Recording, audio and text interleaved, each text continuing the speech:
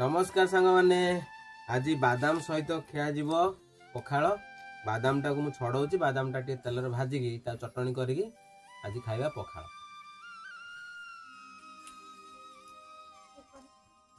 एबे तेल गरम हो आसिलानी टिके बादाम टाक पकईकी हल्का आंचरे भाजी नबा। भाजी सारा पर पुणी से बादाम को लेकिन आम सहित टे लंका देकी कुटिदेवा। एबे आमर बादाम रेडी हो जाइए ताको टिके लंका देकी लुण टिके देकी कुटिदेवा। कुटिदेला तापर आमे खाइबा पखाल। महाप्रभु जगन्नाथ को मोर अशेष अशेष धन्यवाद आ कोटि कोटि प्रणाम जे ओडिशा भली राज्य मत जन्म देइछंती जेउठी पखाल होउची आमर सौंदर्य।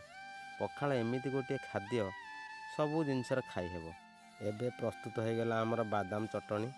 आमे एबे पखाल खाइबा।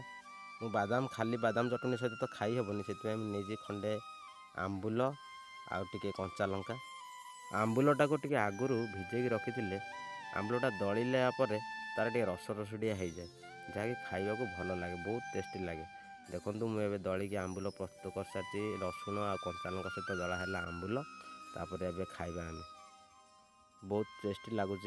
आपण मैंने भी एमती बहुत थर खाई थे आउ एबे भी आपण मैंने करके खातु आ मो भली मजा नियंतु।